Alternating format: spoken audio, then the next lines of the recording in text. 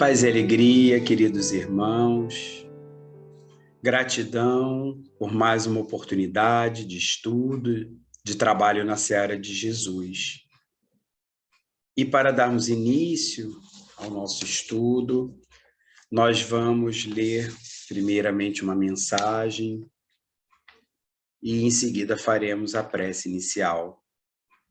É do livro Rumo Certo, psicografia de Francisco Cândido Xavier, pelo Espírito Emmanuel.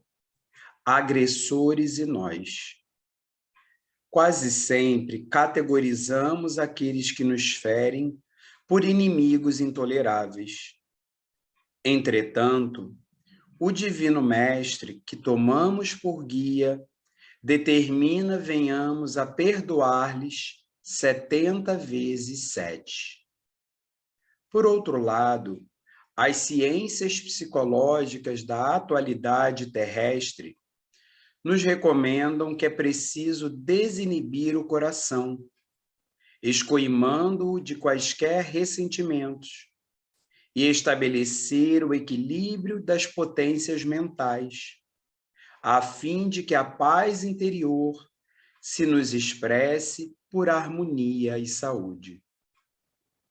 Como, porém, executar semelhante feito? Compreendendo-se que o entendimento não é fruto de meras afirmativas labiais, reconhecemos que o perdão verdadeiro exige operações profundas nas estruturas da consciência. Se a injúria nos visita o cotidiano, pensemos em nossos opositores na condição de filhos de Deus, tanto quanto nós, e situando-nos no lugar deles, analisemos o que estimaríamos receber de melhor das leis divinas se estivéssemos em análogas circunstâncias. À luz do novo entendimento que nos repontará dos recessos da alma, observaremos que muito dificilmente estaremos sem alguma parcela de culpa nas ocorrências desagradáveis de que nos cremos vítimas. Recordaremos em silêncio os nossos próprios impulsos infelizes, as sugestões delituosas, as pequenas acusações indébitas e as diminutas desconsiderações que arremessamos sobre determinados companheiros, até que eles, sem maior resistência, diante de nossas mesmas provocações, caiam na posição de adversários perante nós. Efetuando o autoexame, não mais nos permitiremos qualquer censura, e sim proclamaremos no coração a urgente necessidade de amparo da misericórdia divina em favor deles e a nosso próprio benefício. Então, à frente de qualquer agressor, não mais diremos no singular, eu te perdoo, e sim reconheceremos a profunda significação das palavras de Jesus na oração dominical, ensinando-nos a pedir a Deus desculpas para as nossas próprias falhas, antes de as rogar para os nossos ofensores, e repetiremos com todas as forças do coração: perdoai, Senhor, as nossas dívidas, assim como perdoamos aos nossos devedores.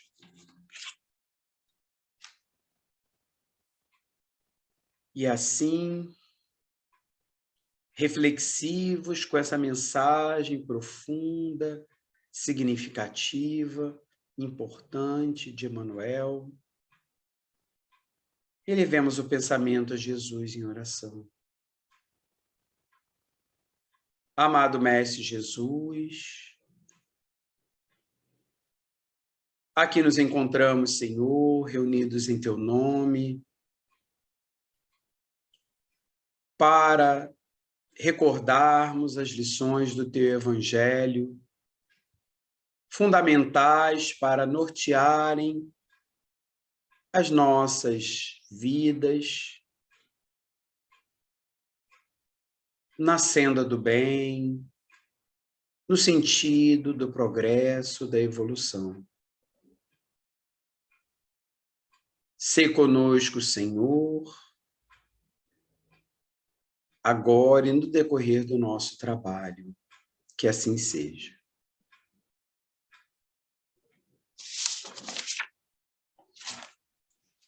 Bem, meus irmãos, hoje nós iremos refletir sobre o Evangelho segundo o Espiritismo, de Allan Kardec, no seu capítulo 10, Bem-aventurados os que são misericordiosos, mais especificamente nos itens 7 e 8. O sacrifício mais agradável a Deus. E aí nós queremos começar informando que, para quem não sabe, a palavra sacrifício vem do latim sacrificius, que tem a ideia e o sentido de tornar sagrado. Porque muitas vezes essa palavra, ao longo do tempo, ela foi ganhando diferentes conotações, sentidos, e muitas vezes negativos, pejorativos. Mas a ideia originária de tornar sagrado. E lembramos que, à época de Jesus, os judeus eles faziam sacrifícios a Deus, sacrificando animais, tanto para expiação da sua culpa, né, uma forma de pedido de perdão a Deus, né, pedido do perdão divino, ou para implorar auxílio, como uma forma de pedido de ajuda, da ajuda divina. Então, basicamente, tinha essas duas finalidades: pedido de perdão e de auxílio, de ajuda. E, ao abordar esse assunto, o sacrifício mais agradável a Deus, nosso querido codificador Allan Kardec, ele inicia logo no item 7, fazendo referência, citação a uma passagem do Evangelho de Jesus, que está lá em Mateus, capítulo 5, versículos 23 e 24, quando Jesus nos diz: se, portanto, quando fordes depor, ou seja, colocar vossa oferenda no altar, oferenda é uma coisa que se oferece, uma oferta, né? Vos lembrardes de que o vosso irmão tem qualquer coisa contra vós, deixai a vossa dádiva, ou seja, aquilo que é dado, a oferta, junto ao altar, e ide antes reconciliar-vos com o vosso irmão. Depois, então, voltai a oferecê-la. Nós já vemos aqui, pelo próprio trecho evangélico, que Jesus ele parte de um hábito cultural, de um costume dos judeus à época, que era justamente, né, das ofertas a Deus, conforme comentamos anteriormente, mas, ao mesmo tempo, ele adiciona a esse hábito, esse costume, um novo elemento, que é o da necessidade da reparação, da reconciliação com possíveis desafetos que se tenha. Isso algo de inovador realmente para a época, assim como a questão do amor aos inimigos. Então, há uma ideia um tanto revolucionária para essa época. E aí, Allan Kardec ele vai discorrer sobre esse trecho evangélico, esclarecendo melhor o assunto para todos nós, já no item 8. Quando diz: ide reconciliar-vos com o vosso irmão, antes de depordes a vossa oferenda no altar, Jesus ensina que o sacrifício mais agradável ao Senhor, ou seja, a Deus, é o que o homem faça do seu próprio ressentimento. Portanto, companheiros, conforme Kardec nos esclarece aqui, nós agradamos a Deus quando cumprimos as suas sábias leis, dentre as quais está, e merece destaque, a lei de amor, justiça e caridade. E nós justamente praticamos essa lei de amor, justiça e caridade quando sacrificamos intimamente os sentimentos negativos de ressentimento, rancor, mágoa, raiva, ódio, desejo de vingança, buscando realmente agir com misericórdia, assim como desejamos a misericórdia divina para nós. E conforme nós vimos na mensagem inicial de Emmanuel, Agressores e Nós, onde ele nos traz essa reflexão para pensarmos até mesmo se não fomos nós que, de repente, iniciamos um processo de desavença com alguém a partir das nossas atitudes. Se muitas vezes determinada pessoa está tendo atitudes agressivas, negativas em relação a nós, como uma reação a alguma ação, alguma atitude inicial nossa. Claro que não que justifique, porque não é porque alguém haja de forma errada para conosco que isso justifica agirmos errado também para com a pessoa. Mas cabe a reflexão se não acontece isso, porque nesse caso nós teremos também a nossa parcela de responsabilidade frente àquela atitude que a pessoa venha tomar. Claro que ela tem a responsabilidade dela também. A cada um segundo suas obras, cada um responde pelos seus atos. Mas nós responderemos também sempre que nós, de alguma forma, estimularmos no outro uma atitude negativa, através das nossas ações igualmente invigilantes. Então, precisamos estar atentos, alertas com relação a isso, para que não venhamos a incorrer nesse tipo de falha, nesse tipo de equívoco, porque certamente isso terá consequências, se não no presente, na nossa própria vida atual, mas na vida futura, na vida espiritual, de repente futuras reencarnações. Daqui a pouco até conversaremos melhor sobre isso aí.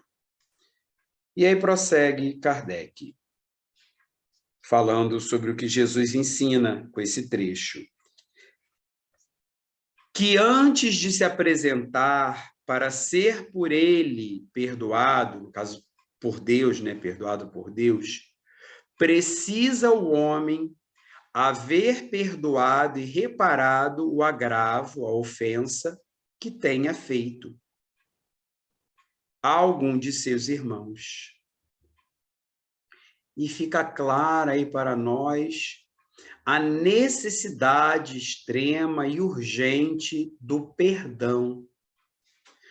Porque o perdão, meus irmãos, ele é libertador, tanto para o ofendido quanto para o ofensor, tanto para quem perdoa quanto para quem é perdoado.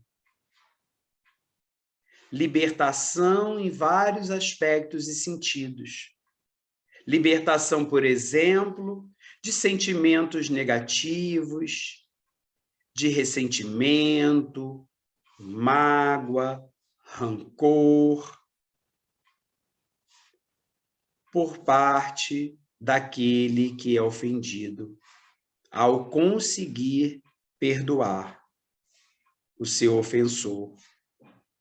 E libertação do sentimento igualmente negativo de culpa por parte daquele que ofende o outro, que causa algum mal ao outro, ao ser por ele perdoado.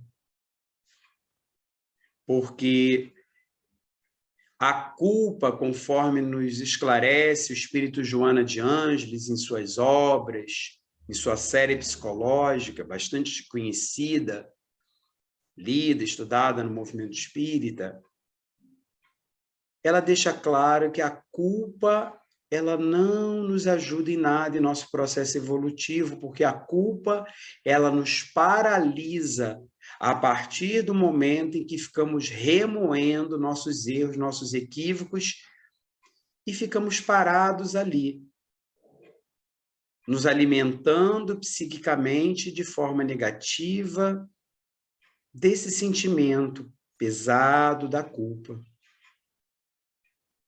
Então, ela nos convida a substituirmos o sentimento de culpa pelo sentimento de responsabilidade.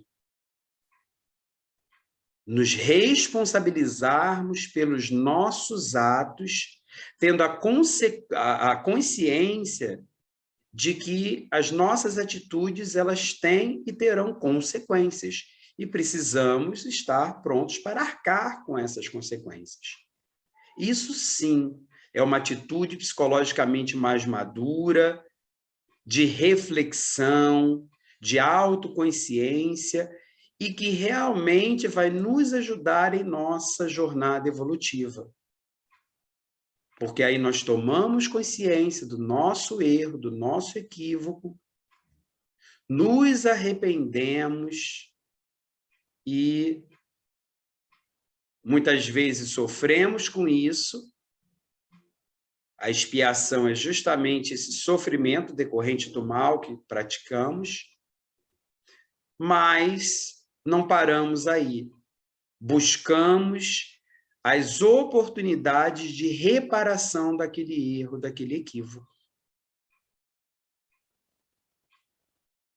No caso, quando erramos para com alguém, entendemos que temos a oportunidade de buscar a pessoa, pedindo perdão a ela, nos desculpando por aquele erro, por aquela ofensa cometida. Muitas vezes de forma até inconsciente. Nem sempre quando ofendemos, ferimos, magoamos, atingimos alguém, é proposital. Às vezes é numa atitude impulsiva, intempestiva, e daí a necessidade de pensarmos bem antes de agirmos, evitarmos agir no impulso, ou até mesmo de uma forma inconsciente. Às vezes não percebemos que aquilo que falamos ou fizemos magoou, feriu, ofendeu o outro, ou às vezes percebemos isso só, infelizmente, tardiamente. Daí a necessidade da vigilância, de estarmos vigiando os nossos pensamentos, sentimentos e atitudes, para que possamos evitar o máximo possível cometermos determinados equívocos, para que depois não venhamos a nos arrepender e precisemos reparar aquele erro, aquele equívoco. Mas, se for necessário, que tenhamos a humildade o suficiente para reconhecer o equívoco e realmente procurar corrigi-lo o quanto antes nos for possível. Muitas vezes, meus irmãos, nós desejamos e necessitamos do perdão de Deus, mas precisamos também exercitar esse perdão na nossa vida de relação com os outros, no nosso dia a dia. E isso se constitui, com frequência, num grande desafio para cada um de nós. Uma luta interna que precisamos constantemente travar, entendendo que é aqui dentro de nós que reside o nosso maior inimigo, que somos nós mesmos. E aí somos convidados por Jesus, através do seu evangelho, a, como nos dizia Paulo de Tarso, combater o bom combate. Essa luta contra o homem velho, cheio de imperfeições, vícios, defeitos, mazelas morais, para que possa nascer de dentro de nós o homem novo, o homem renovado em Cristo Jesus. Porque é Paulo de Tarso mesmo que nos diz em uma de suas epístolas, que se alguém está em Cristo, é nova criatura. Passaram-se as coisas antigas e eis que se fez uma realidade nova. Então, o homem cristianizado precisa se mostrar por atitudes novas, diferentes, atitudes genuinamente cristãs, dentre as quais o exercício do perdão, que sabemos que muitas vezes não é fácil, é um processo, porque pressupõe, engloba a digestão da ofensa que, porventura, tenham nos causado. Mas é necessário. Assim como esperamos a misericórdia divina para tantos equívocos, erros que cometemos, tantos desvios que ainda temos das leis de Deus, muitos dos quais nem estão previstos no Código Penal humano, nas leis humanas, mas que são infrações, às vezes até gravíssimas perante as leis divinas, quando nós roubamos sonhos, matamos esperanças, e aí nós, nesse momento, vamos querer o perdão de Deus, mas precisamos também perdoarmos aos nossos semelhantes, entendendo que são criaturas imperfeitas, limitadas, frágeis, assim como nós mesmos ainda o somos. E aí nós nos lembramos da parábola do credor incompassivo, também lição trazida por Jesus em seu evangelho, em que um determinado rei chama seus servos para prestar contas de dívidas que tinham para com ele, e um determinado servo, cuja dívida era enorme, ele se ajoelha diante do rei, do seu senhor, pedindo-lhe clemência, o perdão de sua dívida, ou um prazo maior, um parcelamento, e aquele rei, sábio, justo, mas também bom, misericordioso, resolve perdoar a dívida do seu servo. Mas este mesmo servo, ao encontrar com um companheiro seu, ao sair do palácio do rei, ele encontra com um companheiro seu, um outro servidor, que lhe devia igualmente, mas uma dívida infinitamente menor. E ele, infelizmente, não tem a mesma misericórdia para com esse companheiro. não perdoa a sua dívida, não lhe dá um prazo maior e ainda manda prendê-lo. Mas o rei, ao ficar sabendo disso, manda chamá-lo de volta e volta atrás em sua atitude, sendo igualmente rigoroso para com ele. E essa história, contada por Jesus, ela nos mostra justamente, de forma simbólica, metafórica, a ação divina em nossas vidas. Esse rei aí simbolizando Deus e esses servos como sendo cada um de nós, toda a humanidade. E deixa clara a necessidade do perdão recíproco, mútuo de uns para com os outros, da mesma forma que necessitamos e esperamos o perdão divino.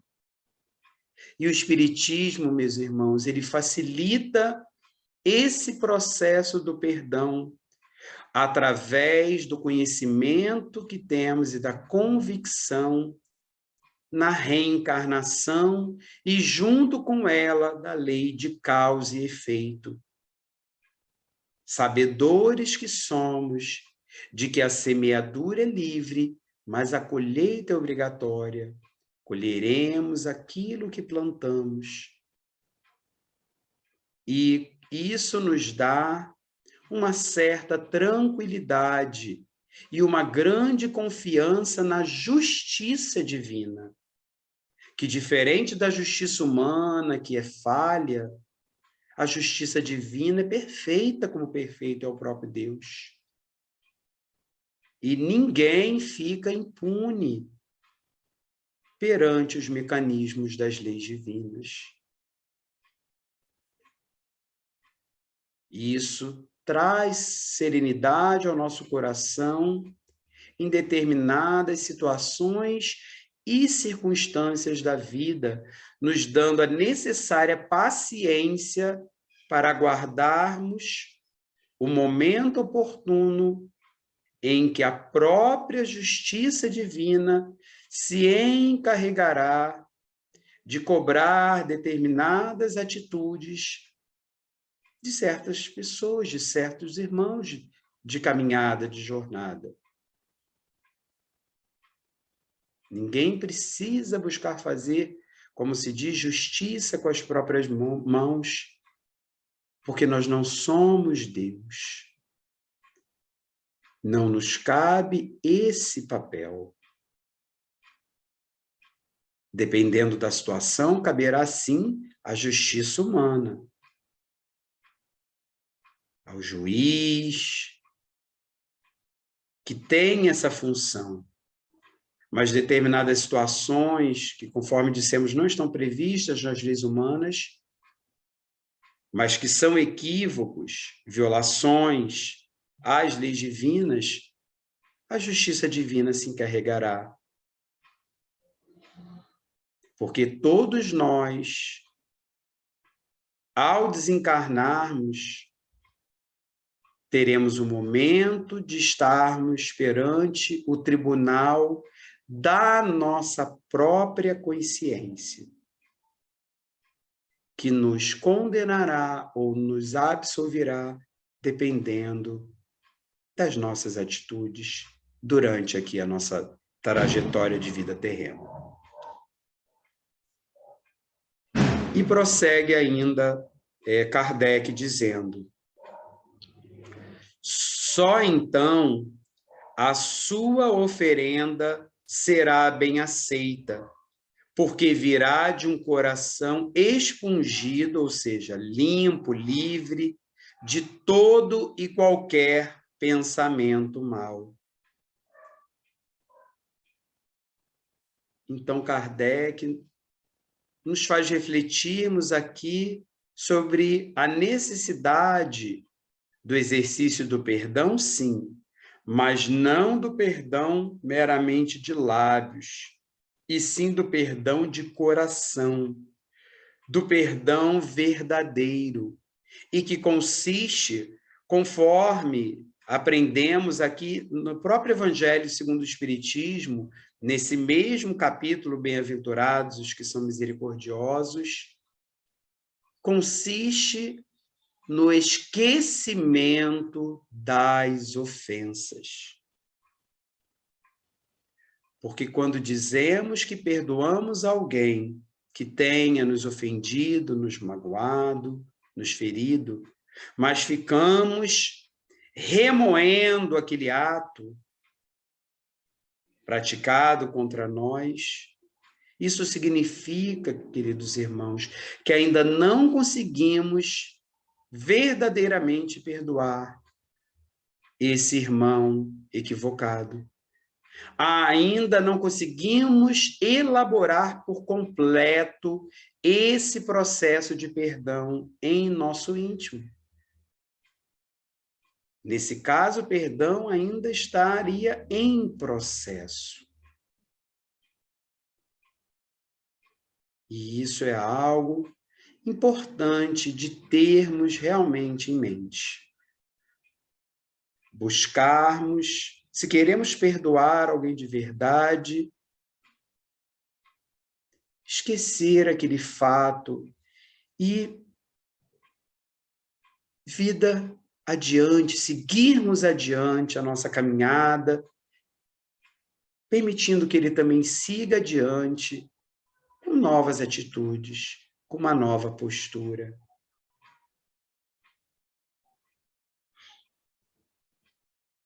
Continua ainda Kardec.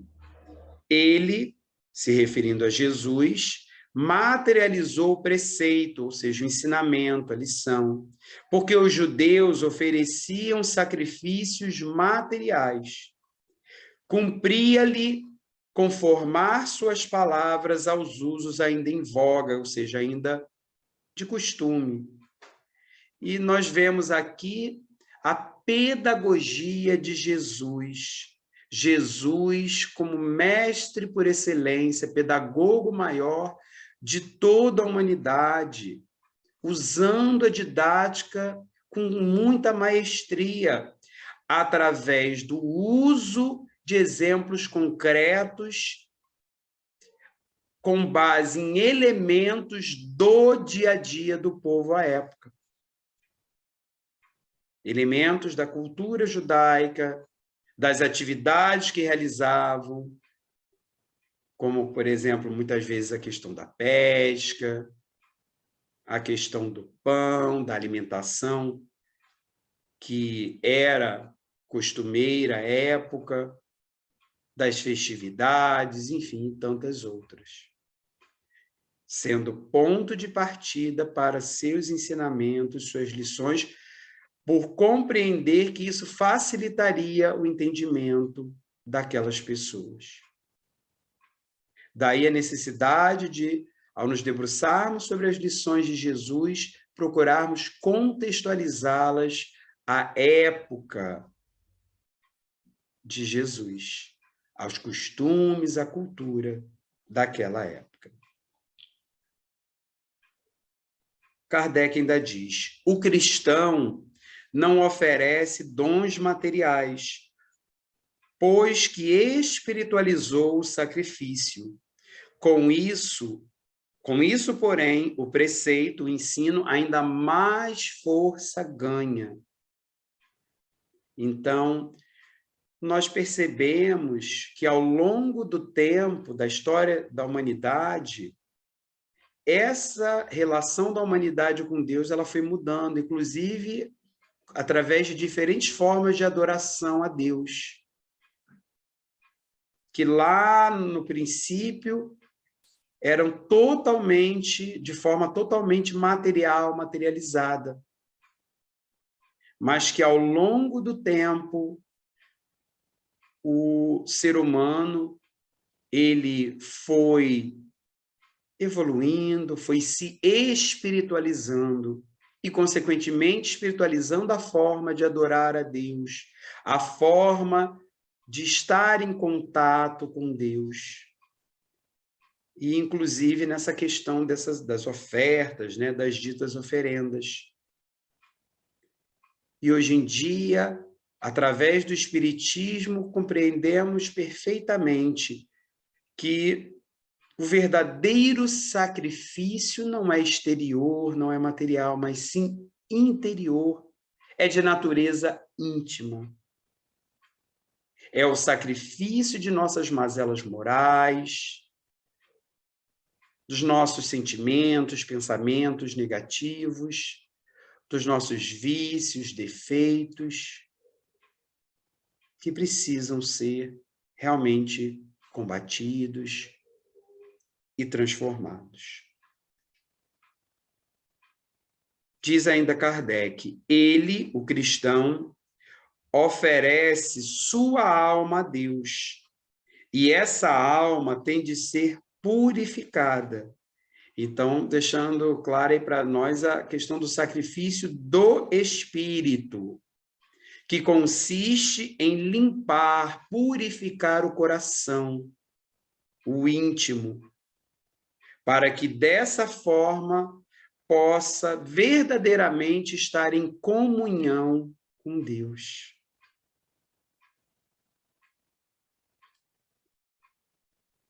E ainda nos diz Kardec, entrando no templo do Senhor, deve ele, o cristão, deixar fora todo sentimento de ódio e de animosidade, ou seja, de aversão, antipatia, inimizade, todo mau pensamento contra seu irmão. Então, esse é um convite, queridos irmãos, ao necessário e urgente processo de reforma íntima, de transformação moral que cada um de nós precisa realizar e empreender dentro de si. Por mais difícil que seja e muitas vezes doloroso. Não é à toa que Joana de Ângeles compara o processo de reforma íntima ao parto, porque o parto, embora seja um processo doloroso, ele é extremamente gratificante e benéfico, porque vai gerar uma nova vida. E a reforma íntima também. Muitas vezes, analisarmos aquilo que dentro de nós ainda não está bom, as nossas mazelas morais, através do autoconhecimento, muitas vezes realmente dói. Mas ao conseguirmos fazer isso e modificarmos o que precisa ser transformado, nós estaremos gerando uma nova vida para nós mesmos, em nós mesmos. Uma vida renovada com Jesus.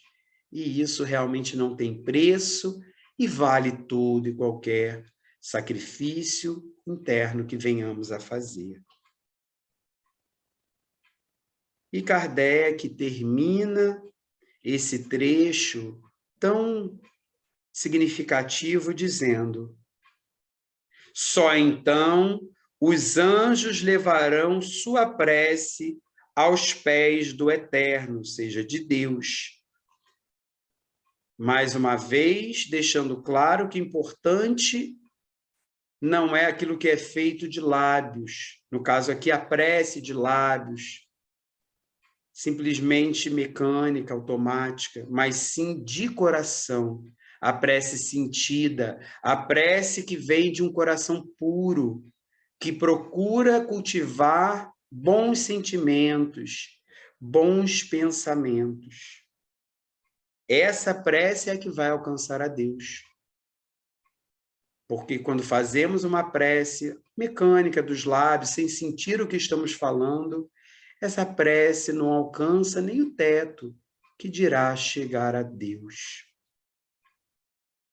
Eis aí o que ensina Jesus por estas palavras: deixai a vossa oferenda, a vossa oferta, junto do altar, e ide primeiro reconciliar-vos com o vosso irmão, se quiserdes ser agradável ao Senhor.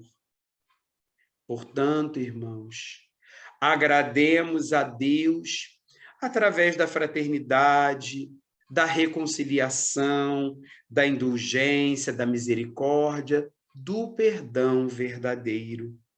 Mas para isso, é preciso dar o primeiro passo nesse sentido, e que sejamos nós a darmos esse primeiro passo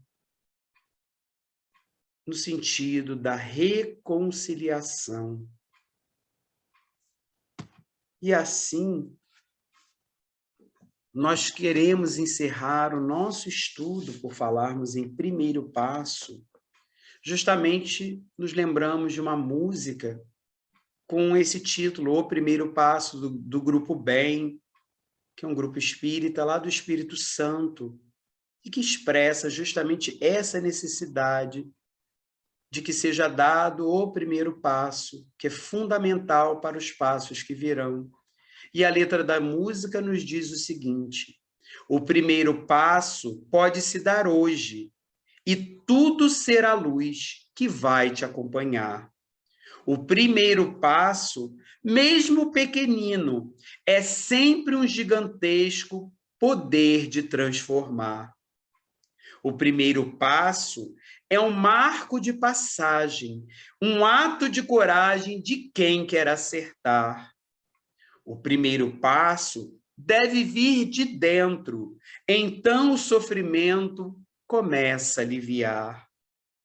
Perdoar alguém, amar alguém, se amar também é o passo. Perdoar alguém, amar alguém, fazer o bem, dê o passo.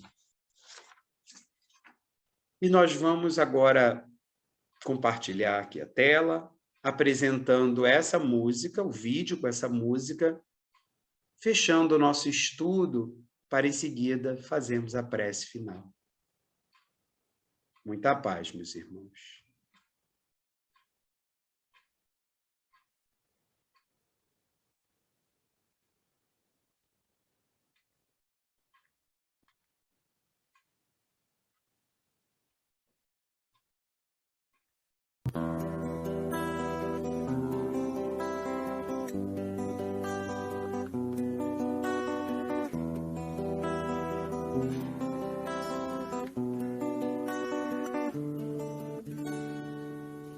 O primeiro passo pode se dar hoje, e tudo será luz que vai te acompanhar. O primeiro passo, mesmo pequenino, é sempre um gigantesco poder de transformar. O primeiro passo é um marco de passagem, um ato de coragem de quem quer acertar. O primeiro passo deve vir de dentro, então o sofrimento começa a aliviar. Perdoar alguém, amar alguém,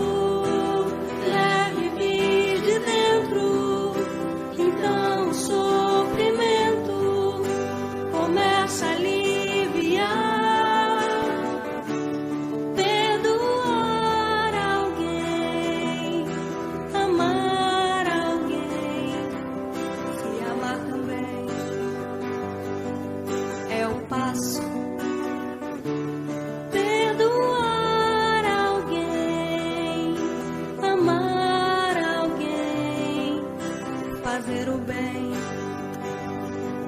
teu passo.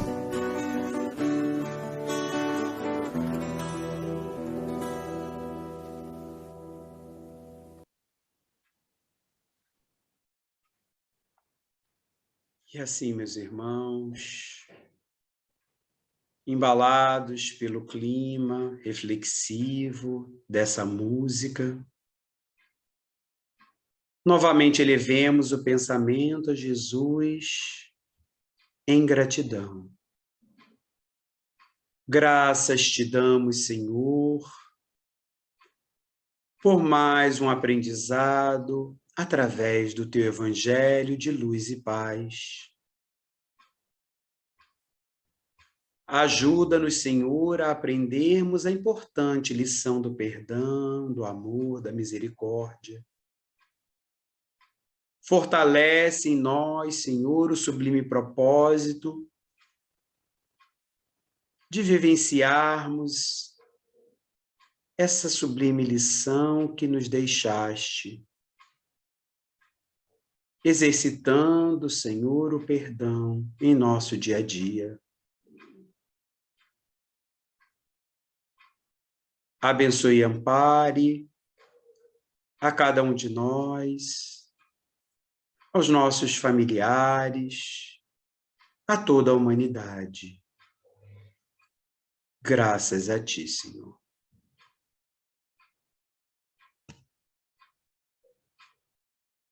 Fiquem com Deus, irmãos. Muita paz.